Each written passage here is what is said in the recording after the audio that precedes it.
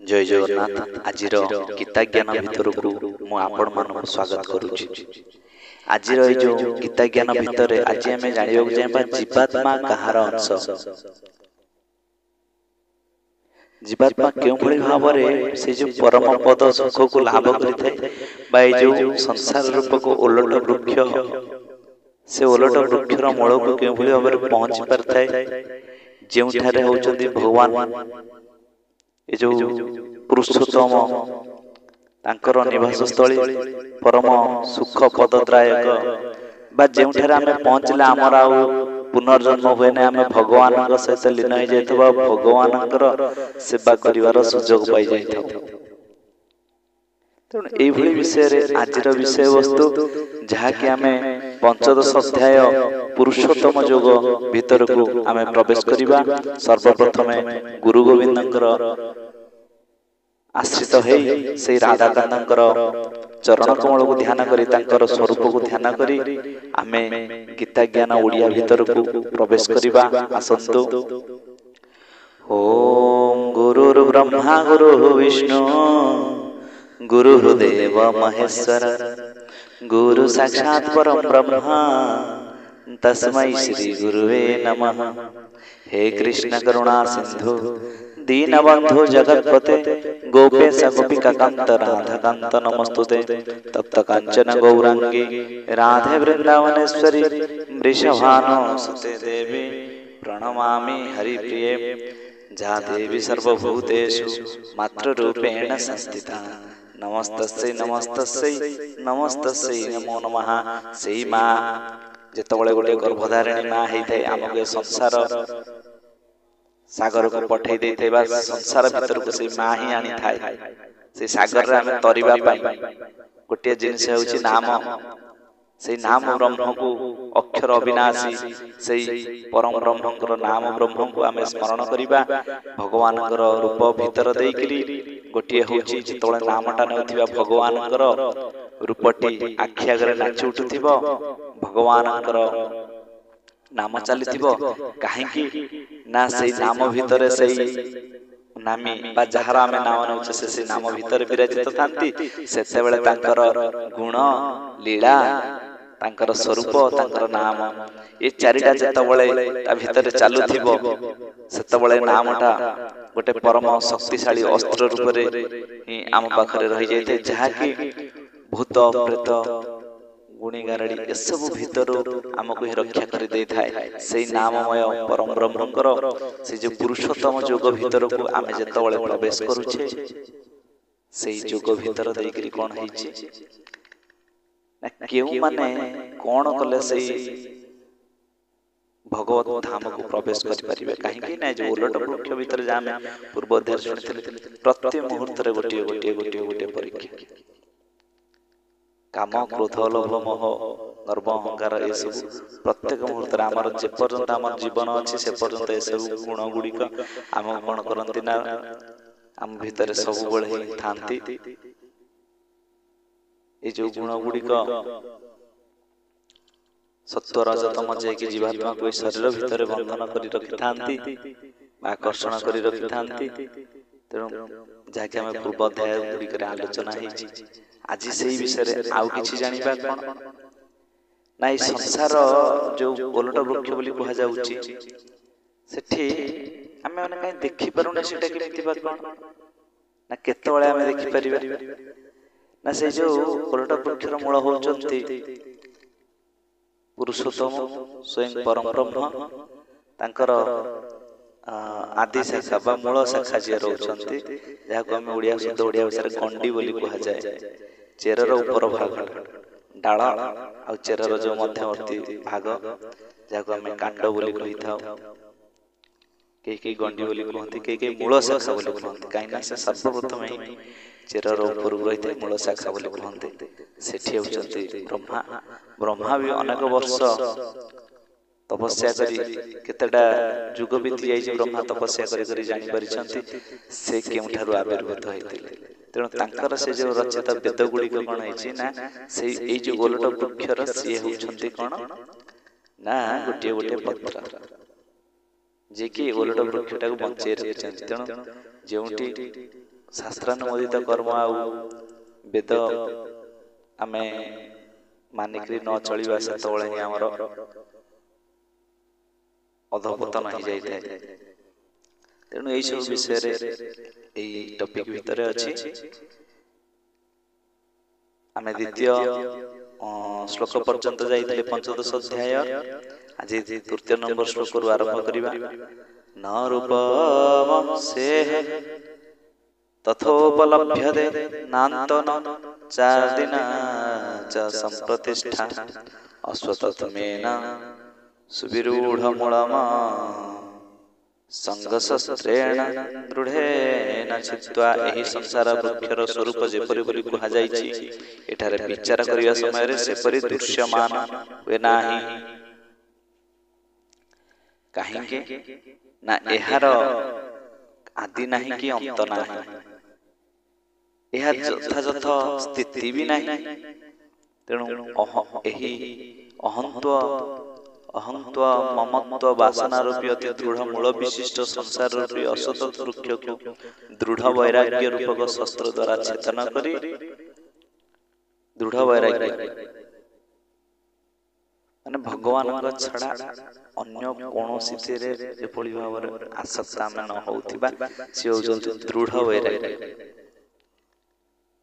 वैराग्य तो एमती आसी जाए तो दृढ़ वैराग्य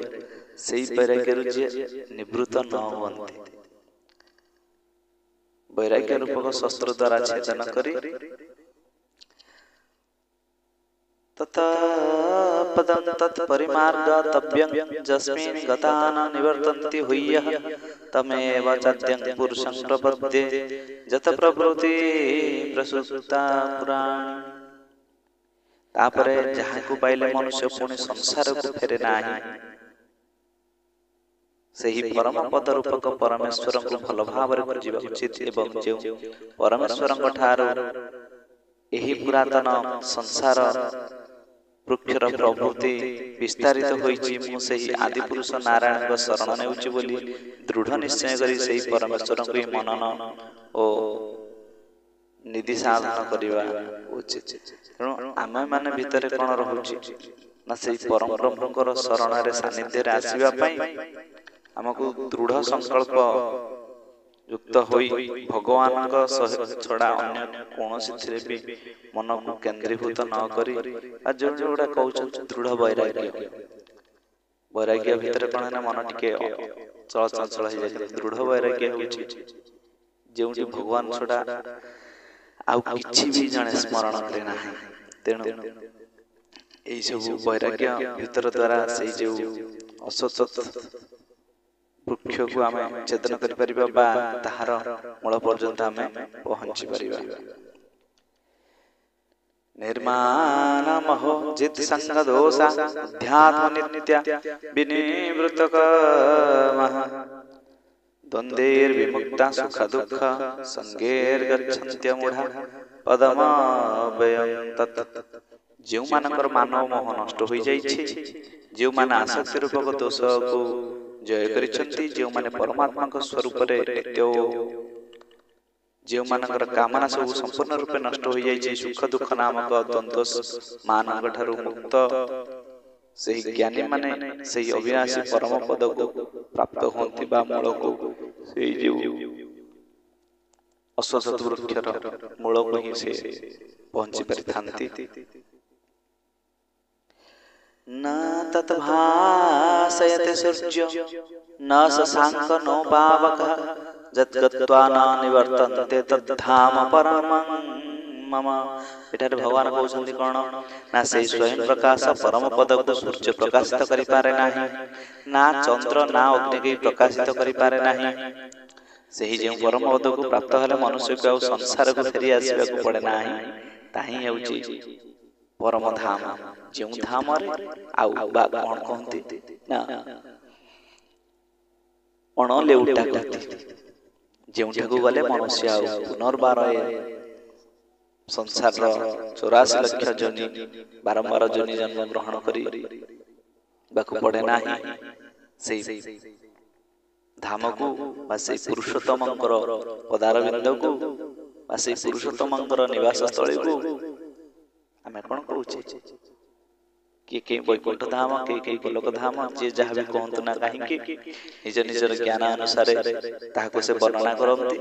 तेणु आम भगवान सहित से पुरुषोत्तम सहित आम मिसी जाऊ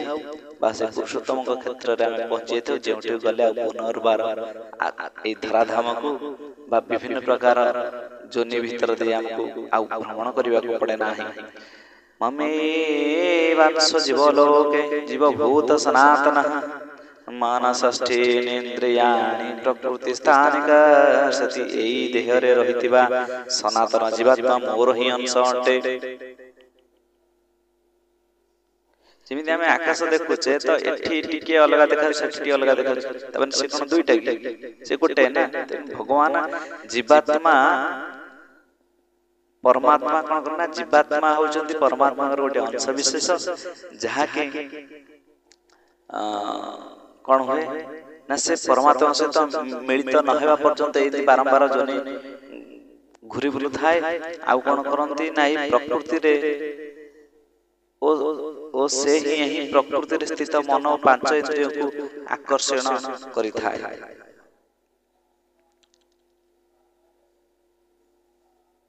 कहीं ना ये जो प्रकृति भीतर देकरी मन और पांच इंद्रिय जो प्रकृति रही से ताको आकर्षण न कले से कौन शरीर ही ताको ही प्राप्त हो पारि न था तेणु जीवात्मा होइचंती ना जो तीनोटी आमर कौन कौन ना गुण बांधि रखते से तीन गुण भितर असंती काम अछंती क्रोध अछंती लोभ अछंती मोह अछंती एना सत्व रज तम ए तीनटा गुण भितर दे विभिन्न प्रकार आमर कौन रहउचंती इंद्रिय माने रहउचंती जे कि आकर्षण करूचंती बा जीवात्मा भी से सब भोग न कले भी शरीर भितर दे ताहा आपना चाहि भोग हे जाई थाए बा सही माने ही जीवात्मा को बांधि रखि थांते तेणु जेते जने वैराग्य रूप तरबार रे छेदन करी दे थाए संसार रूपी मोहग्रस्त बा ए जो वृक्षर मूल को पहुंची जाई थाए छेदन करी सबुठी आसीबो ना परीक्षा आसीबो से परीक्षा से उत्तीर्ण होई भगवान कर मूल को पहुंच जाई थाए सेतोळे भगवान को से जेतोळे से मो पाखु पळे आसे जेतोळे से मो पाखु को पळे आसे कोन करे ना ताको पुनर्बार धरा पृष्ठ रे बारंबार जन्म ग्रहण करियो पड़े भगवान केते दयालु कृपालु भगवान को पाखो जे गोटे पाद पकांती आरो पादडी भगवान ही साउंड नियंती से कोठी पकई भजे तार कोन से विपद आपद नवास तेणु आजिर कथा वस्तु विषय ए सब पुरुषोत्तम जोग जहा कि गोटे कौन कौन ना गूढ़ तत्व विषय तेणु यह साधारण भाव में आम यदि ग्रहण करवा आम कि भी बुझी पारिबा नै आउ जदि सद्गुरुंकर आशीर्वाद हुए ताहले आम किछि ना किछि ता भीतर बुझिबा आ बुझिबा आ बुझाइबा भीतर बहुत कष्ट जहा कि आम चेष्टा करबा किछि ना किछि बुझिबा किछि नहले नै गोटे हमर कथा नै कि रोज न रोज खा पिता बुझ न बुझ पड़ गया तेणु सही माध्यम भीतर दे आम किछि ना किछि सुनिबा जहा कि हमको कौन करना से मुक्ति पथर ही नहीं जाई थाए तेणु गीता आमे कौन करंती ना मल निर्वचन पुंछ जल स्नान दिन दिन सकृत गीता मसी स्नान संसार मना तेणु गीता अभ्यास करिया द्वारा धीरे धीरे धीरे धीरे कौन है नाम भीतर से